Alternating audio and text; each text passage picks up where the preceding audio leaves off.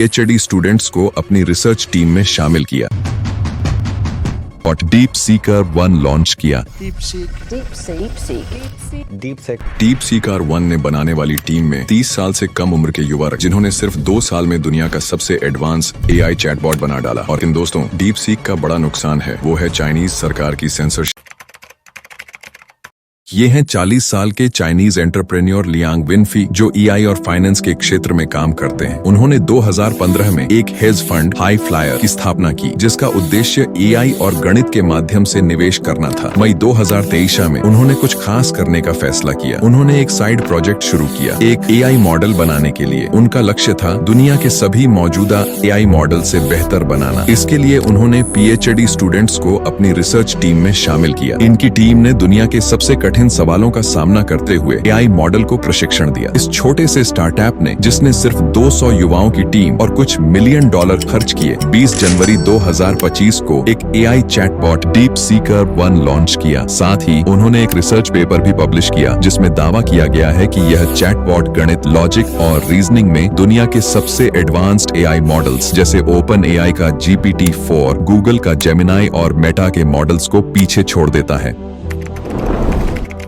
लेकिन असली मजा तो तब आया जब इस AI को बनाने की कीमत सामने आई। अमेरिकी कंपनियां अपने AI मॉडल्स को ट्रेन करने में करोड़ों डॉलर खर्च करती हैं। ओपन AI ने GPT-4 पर शायद $100 मिलियन से ज्यादा खर्च किए। वहीं डीप सीक R1 की ट्रेनिंग कॉस्ट सिर्फ $5.6 मिलियन है, यानी चीन ने 20 गुना कम पैसे में अमेरिका को पछाड़ दिया। सबसे बड़ी बात तो यह है कि डीप सीक R1 को इस्तेमाल करना पूरी तरह फ्री है, जबकि ओपन AI अपने GPT-4 के लिए यूजर्स से $20 महीना वसूल रहा है। कल्पना कीजिए, चीन का AI अमेरिका से बेहतर परफॉर्म करेगा, और वो भी फ्री में। इस खबर के बाद अमेरिकी टेक कंपनियों के शेयरों में जबरदस्त गिरावट आई है। स्टॉक मार्केट हिल गया है। इसके लॉन्च के सिर्फ 1 हफ्ते बाद ये अमेरिका के स्टोर पर नंबर 1 ऐप बन गया। डीप सीकर 1 ने बनाने वाली टीम में 30 साल से कम उम्र के युवा रखे थे, यानी ये कोई एक्सपीरियंस वाले वैज्ञानिक नहीं, बल्कि नए जमाने के युवा इनोवेटर्स हैं, जिन्होंने सिर्फ 2 साल में दुनिया का सबसे एडवांस AI चैटबॉट बना डाला। और हैरानी की बात यह है कि इसमें ओपन AI जैसी कंपनियों के 35-100+ एम्प्लॉयज भी नहीं लगे। और सबसे बड़ा शॉकर, ये कंपनी चीन के एकदम इंडिपेंडेंट स्टार्टअप है, जिसने बिना किसी बड़े बैकिंग के अपने दम पर कमाल कर दिखाया। जबकि अमेरिका में ओपन AI जैसी कंपनियों को माइक्रोसॉफ्ट जैसे कंपनी का सपोर्ट मिलता है। डीप सीक के आने के पहले एनवीडिया दुनिया की सबसे वैल्यूएबल कंपनी थी, जिसकी वैल्यू $3.5 ट्रिलियन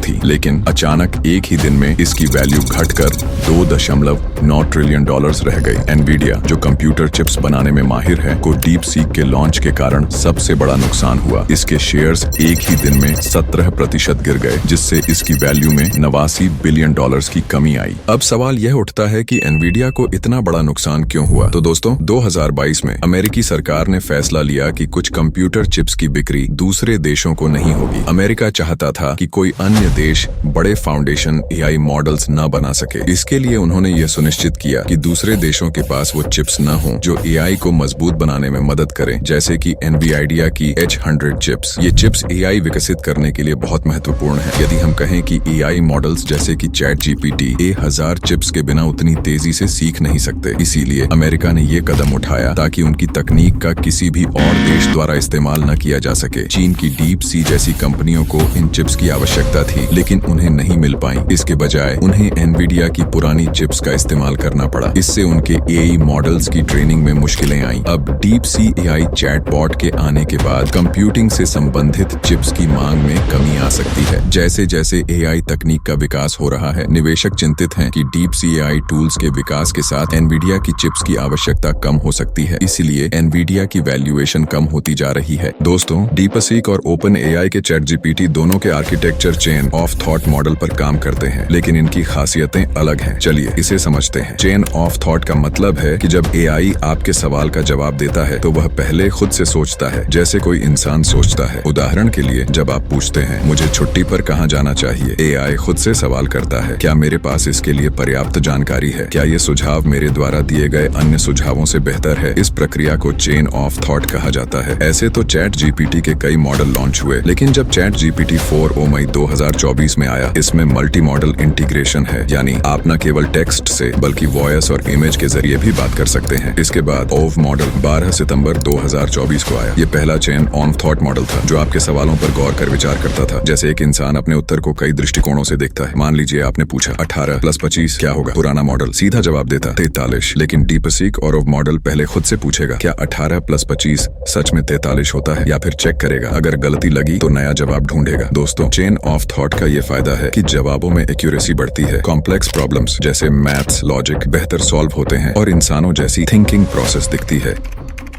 दोस्तों, जहां एक तरफ ओपन एआई डीप सीक पर चोरी का आरोप लगा रहा है, तो दूसरी तरफ खुद ओपन एआई पर भी चोरी के मामले चल रहे हैं। चलिए समझते हैं पूरा मामला। ओपन एआई ने डीप सीक पर आरोप लगाया है कि उन्होंने अपना एआई मॉडल बनाने के लिए ओपन एआई का कोड और टेक्नोलॉजी चुराई है। ओपन एआई का दावा है कि डीप सीक ने उनके प्रोप्राइटरी टेक्निक का इस्तेमाल करके छोटे और सस्ते मॉडल्स में भी बेहतर परफॉर्मेंस हासिल की है। यानी ओपन एआई का कहना है, हमारी मेहनत का क्रेडिट डीप सीक ले रहा है। मान लीजिए आपने एक गाना कंपोज किया और कोई दूसरा आर्टिस्ट उसे थोड़ा बदलकर अपने नाम से रिलीज कर दे। वही हुआ है ओपन एआई के साथ। लेकिन यहाँ ट्विस्ट ये है कि ओपन एआई खुद भी चोरी के आरोपों से घिरी हुई है। बहुत से लेखक और न्यूज कंपनियां कह रही हैं कि ओपन एआई ने उनकी किताबें और आर्टिकल्स बिना परमिशन के अपने एआई जैसे चैट जीपीटी को ट्रेन करने में इस्तेमाल किए हैं। सोचिए, कोई आपकी डायरी पढ़कर उससे अपनी किताब लिखे और कहे, मैंने तो सिर्फ इंस्पिरेशन ली है। यही ओपन एआई के साथ हो रहा है। कुछ दिन पहले भारत की एक प्रमुख टेक्नोलॉजी फर्म ने केस दर्ज कराया है, जो आरोप लगा रही है कि ओपन एआई ने बिना अनुमति के उनके डेटा का उपयोग अपने चैट जीपीटी मॉडल को प्रशिक्षित करने के लिए किया। भारतीय कंपनी का कहना है कि उनका डेटा ओपन एआई द्वारा लीक